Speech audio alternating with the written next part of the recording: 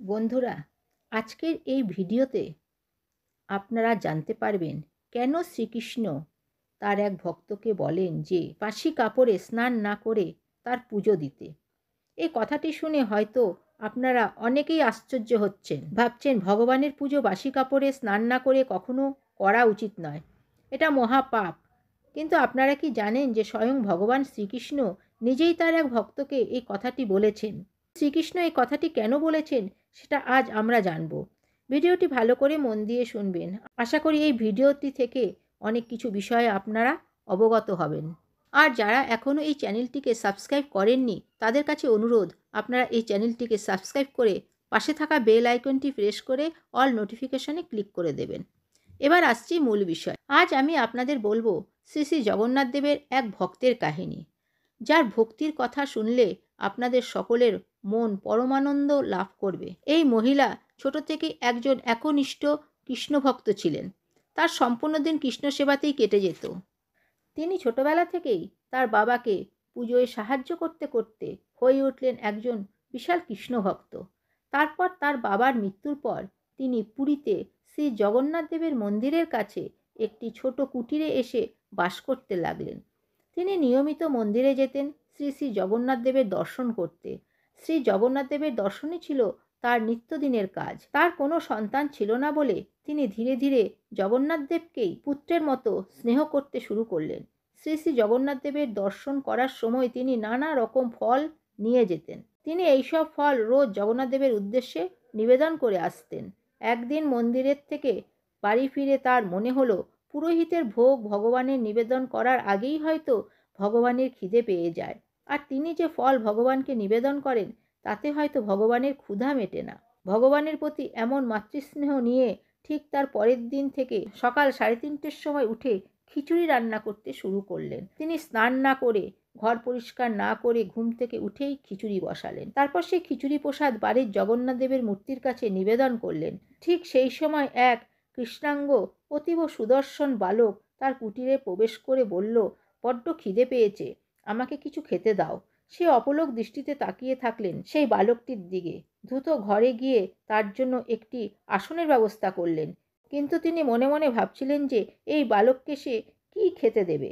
তখন হঠাৎ তার মনে হলো ভগবান শ্রীকৃষ্ণদেবকে নিবেদিত ভোগ এই বালককে খেতে দেওয়ার কথা। তিনি তাই করলেন। মহানন্দে সেই বালক খিচুড়ি খেতে লাগলো। সেই বালকটির পাশে বসে তাকে পাখার হাওয়া করতে লাগলেন আর অপলক দৃষ্টিতে তাকিয়ে রইলেন সেই বালকটির দিকে।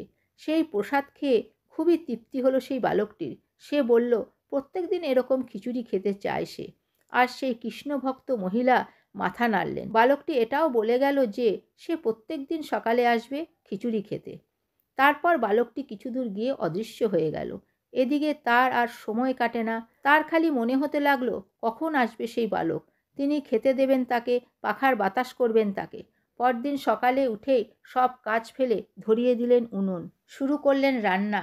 মনে চিন্তা তার একটাই, রান্না যেন তার ভালো হয় ঠাকুর। ভগবান জগন্নাথ দেব তুমি সহায় হও, তোমায় নিবেদন করব প্রথমে, তারপর বালকটিকে দেব প্রসাদ হিসেবে। সেই বালকটি আজকে অবশ্যই আসে যেন ঠাকুর।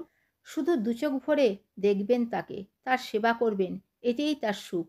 তারপর তিনি প্রার্থনা করে চললেন এবং রান্না করে চললেন। স্নান না করে, শুদ্ধ পোশাক না পরে, ঘর পরিষ্কার না করে রান্না করে চলেছেন শ্রী শ্রী জগন্নাথ দেবের ভোগ। গুনগুন করে তিনি ভগবান জগন্নাথ দেবের নাম জপ করে চলেছেন। শ্রী শ্রী জগন্নাথ দেবকে প্রসাদ নিবেদন শেষ হতেই হাজির হলো সেই বালক। বালকটিকে দেখে যেন তার ধরে প্রাণ ফিরে এলো। আসন নিয়ে এসে তাকে বসতে বললেন তার পাশে, তাকে ভোগ খেতে দিয়ে পাখার হাওয়া করবেন বলে। আহা, কি অপূর্ব বালক! তিনি বালকটিকে দেখেন, শুধু প্রাণ ভরে দেখেন। কি মিষ্টি তার মুখখানা! তৃপ্তি করে খাওয়ার পর বালকটি বলল, এবার আমি আসি। এই বলে বালকটি প্রস্থান করতে যাবে। ঠিক সেই মুহূর্তে সে তাকে স্নেহভরা গলায় ডেকে বললেন, কাল আসবে তো বাবু? বালকটি বলল, হ্যাঁ আসবো। এরপর থেকে এই রকম করেই দিন কাটছিল তার। তার প্রত্যেক দিন সকালের কাজ হচ্ছে রান্না করা, তারপর খিচুড়ি নিবেদন করা জগন্নাথ দেবকে, তারপর বালকটিকে খেতে দেওয়া। এরপর সারাদিন কাটতো তার খিচুড়ির নানা রকম মশলা জোগাতে, উনুনের জ্বালানি সংগ্রহ করতে। দিনের পর দিন এইভাবেই কেটে যাচ্ছে তার। সারাদিন বালকটির উজ্জ্বল দীপ্তমান মুখ তার চোখের সামনে বারবার ভেসে উঠছে। তার তো আনন্দ আর ধরে না মনে। তার ধ্যান জ্ঞান হলো খিচুড়ি রান্না করা, রান্না শেষ হলে জগন্নাথ দেবকে খিচুড়ি নিবেদন করা, ঠিক তারপরে সেই বালকটিকে খিচুড়ি খেতে দেওয়া। বালকটিকে তিনি সেবা করেন আর মনে মনে পরম শান্তি লাভ করেন। এর ফলে দীর্ঘদিন ধরে তার যাওয়া হয়নি জগন্নাথ দেবের মন্দিরে।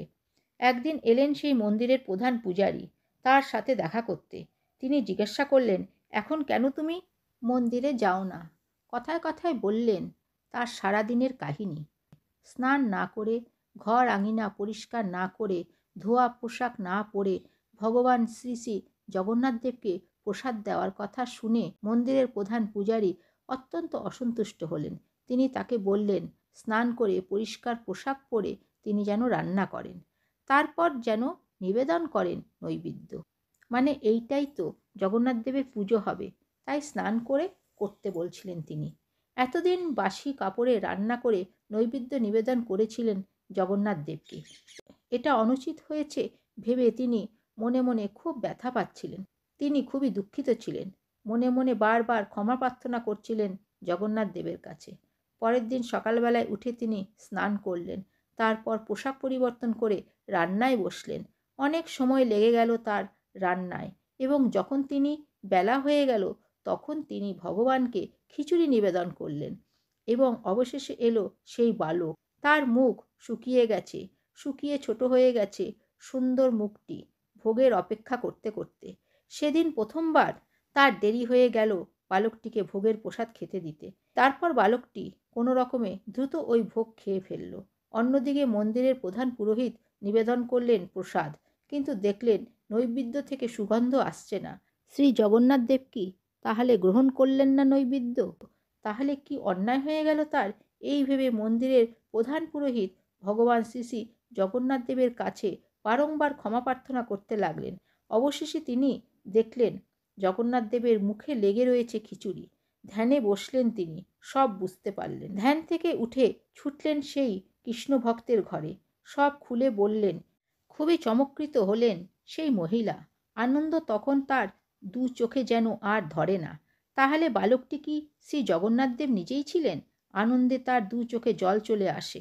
পুরোহিতদের অনুরোধে এরপর থেকে তিনি প্রত্যেক দিন সকালে উঠে মন্দিরের রান্নাঘরে গিয়ে বানাতেন সেই ভোগ, তারপর তিনি নিবেদন করতেন শ্রী শ্রী জগন্নাথ দেবের উদ্দেশ্যে।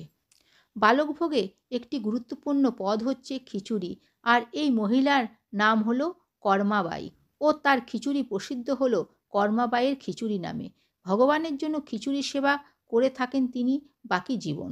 তিনি খুব কম বয়সে মারা যান। মৃত্যু হয় তার পুরীতে। সালটা ছিল 1634, দিনটা ছিল 25শে জুলাই। মন্দিরের অদূরেই তিনি সমাধিস্থ হন। তার মৃত্যুর সময় জগন্নাথ দেবের চোখ থেকে অশ্রুফোঁটা ঝরে পড়তে দেখেন পুরীর রাজা ও প্রধান পূজারী।